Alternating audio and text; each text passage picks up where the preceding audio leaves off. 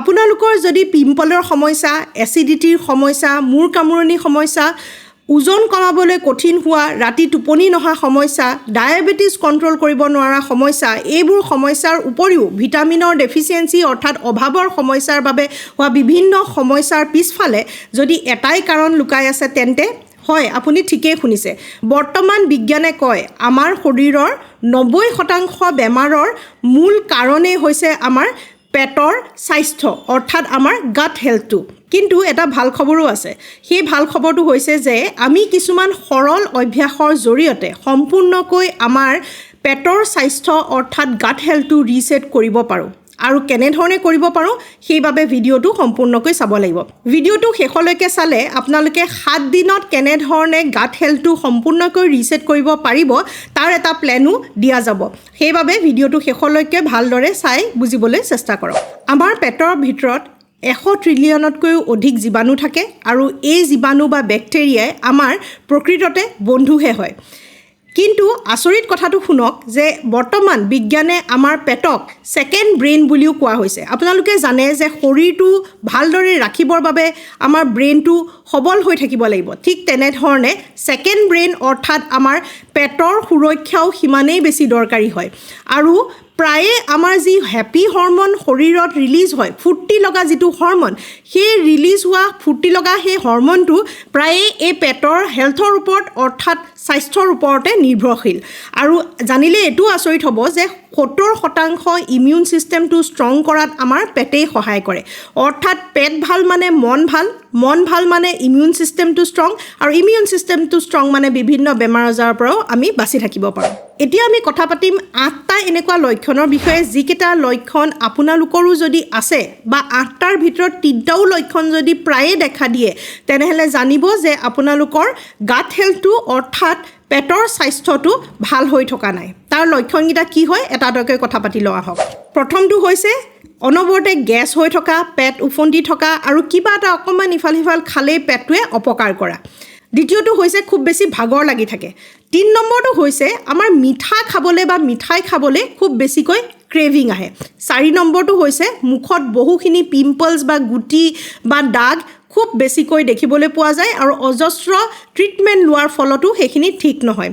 5 নম্বৰটো হৈছে আপোনালোকৰ মুখৰ দুৰ্গন্ধ বা জিভাত উঠা বিভিন্ন ধৰণৰ গুটি বা জিভাৰ বিভিন্ন প্ৰব্লেম বা মুখখন অনবৰতে গোন্ধাই থকা সমস্যাটো। তাৰপিছৰটো লক্ষণ হৈছে ৰেগুলাৰলি পায়খানা নোহোৱা, কনষ্টিপেশ্যনৰ সমস্যা বা কাৰোবাৰ পেটৰ অসুখৰ সমস্যা বা এদিন দুদিনকৈ নোহোৱাকৈ থাকে। এনেধৰণৰ সমস্যাবোৰেও বুজায় যে আমাৰ পেটৰ সমস্যা বা পেটৰ স্বাস্থ্য অপকাৰ হ'ব পাৰে। আন এটা লক্ষণ হৈছে সঘনাই জ্বৰ হয়, চৰ্দি, পানী লগা, যেতিয়াই বতৰ সলনি হয় বেমাৰ নোহোৱাকৈ নাযায়। এনেধৰণৰ ইমিউন ছিষ্টেম ল' থকা সমস্যাটো হয়তো আমাৰ পেটৰ সমস্যাৰ বাবে হ'ব পাৰে। এতিয়া এইকেইটা লক্ষণৰ ভিতৰত আপোনালোকৰ যদি 3টাতকৈ অধিক লক্ষণ দেখা দিছে তেনেহ'লে কমেণ্ট ছেকশ্যনত জনাব যে এইকেইটাৰ ভিতৰত কেইটা লক্ষণ আপোনালোকৰ প্ৰায়ে দেখিবলৈ পায়। ইয়াৰ পিছতে আমি যাওঁ যে পেট ঠিক কৰি ৰাখিবলৈ আমি কি কি কৰাটো উচিত বা আমাৰ যিবোৰ ভিতৰত বেক্টেৰিয়া থাকে সেই বেক্টেৰিয়াসমূহ ভাল বেক্টেৰিয়া শক্তিশালী কৰিবলৈ কেনেধৰণে পাৰি। এতিয়া জনাটো এইটোও দৰকাৰী যে আমাৰ পেটৰ ভিতৰত অকল যে ভাল বেক্টেৰিয়াই থাকে সেইটো নহয়, তাৰ লগতে কিছুমান বেয়া বেক্টেৰিয়াও থাকে, যিবোৰ বেক্টেৰিয়াই হয়তো আমাক অপকাৰ কৰে। কিন্তু পৰিমাণটো ভাল বেক্টেৰিয়া বেছি থকাৰ বাবে আমাৰ লাভ হৈ থাকে আৰু লোকচান নহয়। কিন্তু যেতিয়াই এইটো ইমবেলেঞ্চ হ'বলৈ আৰম্ভ কৰিব, ভাল বেক্টেৰিয়াবোৰৰ পৰিমাণ কমি যাব আৰু বেয়া বেক্টেৰিয়াবোৰৰ পৰিমাণ বাঢ়ি যাব, তেতিয়াই এই সমস্যাবোৰৰ সৃষ্টি হ'ব। বেছিভাগ খাদ্যবস্তু আমাৰ পাকস্থলীত এবজৰ্ভ কৰে বা শুহি লয়। যদি খাদ্যবস্তুসমূহ ভালদৰে হজম কৰি শুহি ল'ব নোৱাৰে, যিমানেই ভিটামিন নিউট্ৰিশ্যনযুক্ত খাদ্য খাই নাথাকক ডেফিচিয়েঞ্চি হ'বই, অভাৱ হ'বই। ভিটামিনৰ অভাৱে বিভিন্ন সমস্যাৰ সৃষ্টি কৰিব পাৰে, যেনেকৈ চুলি সময়তকৈ আগতেই পকাৰ পৰা আৰম্ভ কৰি চকুৰ দৃষ্টিশক্তিৰ পৰা আৰম্ভ কৰি ছালৰ বিভিন্ন সমস্যা আৰু লগতে শৰীৰৰ বিভিন্ন ৰিয়েকশ্যন কিছুমানো আমি ভিটামিন অভাৱৰ বাবে দেখিবলৈ পাওঁ। আৰু সেই এবজৰ্পশ্যন বা শুহি লোৱা ক্ষমতা আমাৰ পাকস্থলীত থাকে, যিখিনিৰ ক্ষমতা কমি যোৱাৰ ফলত আমাৰ শৰীৰে বেলেগ ধৰণে কাম কৰিবলৈ আৰম্ভ কৰে। ডায়েবেটিছ ৰোগীৰ ক্ষেত্ৰতো ই এটা দৰকাৰী কথা হয়, কাৰণ ডায়েবেটিছ ৰোগীৰ ক্ষেত্ৰত অকল চুগাৰটোৱে যে বাঢ়ে সেইটো নহয়, তাৰ পৰা বহুতখিনি অন্যান্য কমপ্লিকেশ্যনো আহে, আৰু সেই কমপ্লিকেশ্যনসমূহৰ পৰা যদি হাত সাৰিব লাগে তেনেহ'লে গাট হেল্থটো ঠিক কৰি ৰখাটো দৰকাৰী। গাট হেল্থটো ঠিক হৈ থাকিলে এজন ডায়েবেটিছ ৰোগীৰ বাবে সহজভাৱে চুগাৰটো কণ্ট্ৰল কৰিবলৈও ক্ষমতা আহি পৰে। এতিয়া এই পাকস্থলী অৰ্থাৎ আমাৰ পেটৰ হেল্থটো যদি ভালদৰে ৰাখিব বিচাৰে তেনেহ'লে কি কৰিব লাগে? এনেকুৱা কিছুমান খাদ্য খাব লাগে যিবোৰ খাদ্য ফাৰ্মেণ্টেড হয়, অৰ্থাৎ থৈ দিয়া যায় য'ত ভাল বেক্টেৰিয়া গ্ৰ' হয়। সেই ভাল বেক্টেৰিয়াবোৰে আমাৰ পেটৰ ভিতৰৰ স্বাস্থ্যটো ঠিক কৰিবলৈ আৰু ভাল বেক্টেৰিয়া গ্ৰ' কৰিবলৈ সহায় কৰিব। তাৰে ভিতৰত কেইটামান খাদ্য হৈছে আমাৰ পঁইতা ভাত। গৰমৰ দিনত অত্যন্ত দৰকাৰী পঁইতা ভাত, অকল গৰম কমাবলৈকে নহয়, তাত থকা যিটো পানী তাত ভাল বেক্টেৰিয়া কিছুমান গ্ৰ' হয় ৰাতি থৈ দিয়াৰ ফলত, যিটো ফাৰ্মেণ্টেড হয়, অলপ অলপ গোন্ধাবলৈ আৰম্ভ কৰে, আৰু সেই ফাৰ্মেণ্টেশ্যনৰ জৰিয়তে সেই ভাল বেক্টেৰিয়া গ্ৰ' হয় আৰু আমাৰ পাকস্থলীৰ হেল্থটো ঠিক কৰিবলৈও সহায় কৰে। দ্বিতীয়টো হৈছে আমাৰ দৈৰ পানী। ঘৰতে প্ৰস্তুত কৰা দৈ যদি পায় তেনেহ'লেতো বিৰাটেই ভাল হয়। সেই দৈ যিটো পানী ওলায় ওপৰত, সেই পানীটো কাঢ়ি পেলাই আপোনালোকে অকণমান জিৰা গুড়ি দি নিশ্চয় খাব পাৰে। সি আপোনালোকৰ পাকস্থলীৰ হেল্থটো অলপ কেইদিনমানৰ ভিতৰতে অত্যন্ত ভাল কৰিবলৈ সক্ষম হ'ব। 3 নম্বৰ বস্তুটো হৈছে আমাৰ দৈ। প্ৰথমতে ক'লোঁ দৈ পানীটো, তাৰপিছত হৈছে আমাৰ দৈ, যিটো ঘৰুৱাভাৱে প্ৰস্তুত কৰা দৈ, যিটো থৈ পেলাই আমি প্ৰস্তুত কৰোঁ। সেইবাবে ঘৰতে প্ৰস্তুত কৰা এবাটি দৈ যদি ৰেগুলাৰলি ভাতৰ লগত খাবলৈ চেষ্টা কৰে, ভাত খোৱাৰ পিছত বা স্নেক্স হিচাপে, তেনেহ'লে যথেষ্ট পৰিমাণে আপোনালোকে ভাল বেক্টেৰিয়া গ্ৰ' কৰিবলৈ সহায় হ'ব। তাৰ লগতে দৰকাৰী বস্তুটো হৈছে আমাৰ ফাইবাৰযুক্ত খাদ্য। ফাইবাৰযুক্ত খাদ্যবোৰ শাক পাচলিত পোৱা যায়, আৰু শাক পাচলিয়ে আমাৰ ভাল বেক্টেৰিয়া গ্ৰ' কৰে, আমাৰ পাকস্থলীৰ হেল্থটো ঠিক কৰি দিয়ে। তাত যিটো মিডিয়াম থাকে সেই মিডিয়ামটো উন্নত কৰে, যাৰ ফলত আমাৰ খাদ্যবস্তুবোৰ ভালদৰে হজম হয় আৰু সহজভাৱে ওলাই যাবলৈও অৰ্থাৎ পায়খানা কৰিবলৈও সহায় হয়। তেনেধৰণৰ ফাইবাৰযুক্ত খাদ্যবোৰ হৈছে আমাৰ বিভিন্ন ধৰণৰ শাক, যেনেকৈ মৰিচা শাক, জিলমিল শাক, মচন্দৰী, যেনেকুৱা ধৰণৰ শাক নহয় সেইসমূহত ভৰপূৰ পৰিমাণে ফাইবাৰ পোৱা যায়।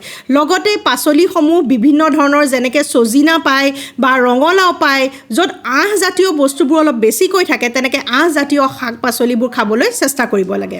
আন এটা ফাৰ্মেণ্টেড বস্তু হৈছে আমাৰ খৰিচা। খৰিচাও যিহেতু থৈ দিয়া যায় আৰু তাত অকণমান টেঙা টেঙা ভাৱটো আহি যায়, বেক্টেৰিয়া গ্ৰ' হয়, সেই খৰিচা বা খৰিচাৰ পানীও আমাৰ পেটৰ গাট হেল্থটো ইম্প্ৰুভ কৰিবলৈ সহায় কৰে। আৰু তাৰ লগতে আন এটা খাদ্য আমাৰ অসমীয়াত পোৱা, সেইটো হৈছে থেকেৰা। থেকেৰা আমাৰ সাধাৰণতে শুকুৱাই পেলাই থৈ দিয়া যায়, সেই থেকেৰাও প্ৰ'বায়'টিক হিচাপে কাম কৰে, আৰু সেইবাবে থেকেৰা অলপ তিয়াই লৈ তাৰ পানী অকণমান খালেও মাজে সময়ে, সদায় নহয়, মাজে সময়ে সপ্তাহত এদিন বা দুদিনকৈ খালেও পেটৰ হেল্থটো বা গাট হেল্থটো ঠিক হ'বলৈ আৰম্ভ কৰে। ইয়াৰ লগতে কিছুমান খাদ্য সম্পূৰ্ণকৈ বাদ দিব লাগিব, সেইটো হৈছে মিঠা বস্তু খুব বেছিকৈয়ে অপকাৰ হয় পেটৰ ভাল বেক্টেৰিয়াবোৰৰ বাবে। ফ্ৰাইড বস্তুবোৰে বিৰাট ডাঙৰ অপকাৰ কৰে। স্পাইচি খাদ্যবোৰ, যিবোৰ জ্বলা খুব বেছিকৈ ব্যৱহাৰ হয়, জ্বলা, তেল, মছলা ইত্যাদি, আমাৰ পাকস্থলীৰ ভিতৰৰ লাইনিংটো ক্ষয় কৰে, যাৰ ফলত আমাৰ লাইনিংটো ক্ষয় যোৱাৰ ফলতে আমাৰ পাকস্থলীটো অতি সোনকালে চেঞ্চিটিভ হৈ পৰে। চেঞ্চিটিভ হৈ পৰিলে আমাৰ হজম কৰিবলৈ দিগদাৰ হয় আৰু পায়খানাটো খেলি মেলি কৰিবলৈ আৰম্ভ কৰে, এচিডিটিৰ ফৰ্মেশ্যন হয়। সেইবাবে খুব বেছিকৈ জ্বলা পোৰা, মিঠা আৰু তেলজাতীয় বস্তু যিমান পাৰে পেটৰ উন্নতিৰ বাবে এভইড কৰাটো দৰকাৰী। টোপনিটো সিমানেই বেছি দৰকাৰী হয় পেটৰ হেল্থৰ বাবে, আৰু সেইবাবে 7 ঘণ্টাৰ পৰা 8 ঘণ্টা ভাল টোপনি অহাটো বিৰাটেই বেছি প্ৰয়োজনীয়। যিবোৰ খাদ্য আপোনালোকে খায় সেই খাদ্যবোৰত যদি ঠিকমতে পানীটো নাপায় তেনেহ'লেও হজম কৰিবলৈ দিগদাৰ হয়। তাত খাদ্যত থকা নিউট্ৰিশ্যনসমূহ এবজৰ্ভ কৰিবলৈ দিগদাৰ হয়, ৱেইট লছ কৰিবলৈ দিগদাৰ হয়, মূৰৰ কামুৰণি হ'বলৈ আৰম্ভ কৰে, এচিডিটিৰ সমস্যা হ'বলৈ আৰম্ভ কৰে। সেইবাবে গাট হেল্থৰ বাবে বিৰাটেই দৰকাৰী বস্তু এটা হৈছে আমাৰ পানী। এতিয়া ডাইৰেক্টলি যাওঁ সেই 7 দিন আপোনালোকে কি কৰিব লাগিব, যাৰ ফলত আপোনালোকৰ গাট হেল্থটো পুনৰ এবাৰ ৰিছেট হ'বলৈ সহায় হ'ব। এই 7 দিন আপোনালোকে প্ৰেক্টিছ কৰি চাওক আৰু তাৰপিছতে কমেণ্ট ছেকশ্যনত জনাব কেনে পাইছে।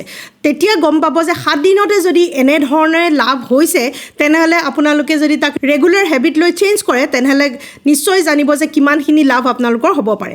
তাৰ বাবে ৰাতিপুৱা কামটো হৈছে যে আপোনালোকে এগিলাচ কুহুমীয়া পানী খালী পেটত খাব লাগিব, আৰু ডেইলি 20 মিনিট সময় খোজকাঢ়িব লাগিব। যিসকলে 20 মিনিট সময় নাপায়, বহুত দিগদাৰ হয়, তেওঁলোকে কমচে কম 10 মিনিট সময় এটলিষ্ট খৰকৈ খোজকাঢ়িবলৈ চেষ্টা কৰিব লাগিব তাৰ পিছতে আমি যাম জলপান লৈ আমি যিটো ৰাতিপুৱা সাজ খাওঁ সেইটো অন্যান্য বিভিন্ন ইংলিছ ব্ৰেকফাষ্টৰ জেগাত যেনেকৈ পেনকেক বা বিভিন্ন ধৰণৰ নুডলছ এইবোৰ খোৱাৰ জেগাত জলপান লৈ কনভাৰ্ট কৰক অৰ্থাৎ আমাৰ চিৰা দৈ আখৈ মুড়ি এইবোৰ খাবলৈ আৰম্ভ কৰক বা সান্দহ গুড়ি বা পিঠাগুড়ি কিন্তু ইয়াৰ লগতে এবাটি দৈ খাবলৈ নাপাহৰিব যি আপোনালোকৰ প্ৰ'বায়'টিক ইম্প্ৰুভ কৰিব এতিয়া যাওঁ আমি দুপৰীয়া সাজলৈ যিটো আমি 7 দিন কৰিব লাগিব দুপৰীয়া সাজত মাছ মাংসটো অকণমান কমাই দিব যদি খাবলগীয়াও হয় তেনেহ'লে অত্যন্ত মছলা তেল ইত্যাদি ব্যৱহাৰ নকৰি শাক পাচলি বেছিকৈ খাবলৈ আৰম্ভ কৰক আৰু লগতে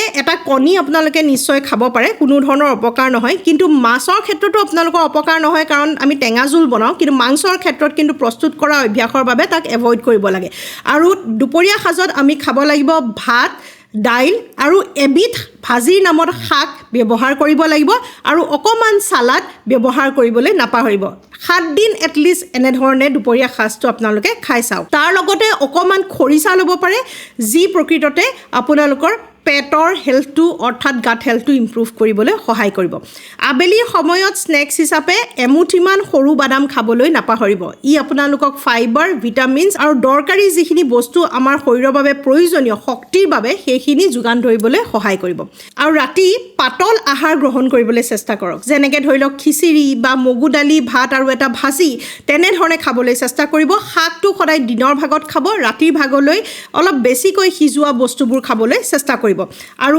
এই ডিনাৰটো যিটো কৰিব তাৰ 3 ঘণ্টাৰ পিছতহে শুবলৈ যাব কিন্তু এনেধৰণে অংক কৰি ল'ব যাতে শুওঁতে 11টাতকৈ দেৰি নহয় এনেধৰণে যদি আপোনালোকে 7 দিন মাথো প্ৰেক্টিছ কৰে আপোনালোকৰ পেটৰ অসুখ থাকক বা নাথাকক তাৰ লগতে অন্যান্য বিভিন্ন সমস্যা যেনেকৈ ছালৰ সমস্যা ভাগৰুৱা ভাৱ লগাৰ সমস্যা ডায়েবেটিছ কণ্ট্ৰল কৰিব নোৱাৰা ৱেইট লছ কৰিব নোৱাৰা আৰু অন্যান্য বিভিন্ন সমস্যা যদি আছে তেনেহ'লে এই অভ্যাসটোৱে নিশ্চয় আপোনালোকক সহায় কৰিব মনত ৰাখিব সুস্থ পেট মানে সুস্থ মন আৰু সুস্থ শৰীৰ আৰু এই প্ৰেক্টিছখিনি অভ্যাসখিনি কৰি পেলাই মোক কমেণ্ট ছেকশ্যনত জনাব যে কেনে পাইছে মই প্ৰায়বোৰ কমেণ্টেই পঢ়োঁ সকলো কমেণ্টত উত্তৰ দিবলৈ কঠিন হ'লেও কমেণ্ট কিন্তু প্ৰায়বোৰেই পঢ়োঁ সেইবাবে কমেণ্ট ছেকশ্যনত লিখিবলৈ নাপাহৰিব আৰু লগতে যদি ভিডিঅ'টো ভাল পাইছে তেনেহ'লে শ্বেয়াৰ কৰিব চেনেলটো ছাবস্ক্ৰাইব কৰি থ'ব আৰু যদি আপোনালোকে এনেকুৱা স্বাস্থ্যসন্মত ভিডিঅ'সমূহ পাই থাকিব বিচাৰে আপোনালোকৰ সমস্যাসমূহৰ বিষয়ে জানিব বিচাৰে তেনেহ'লে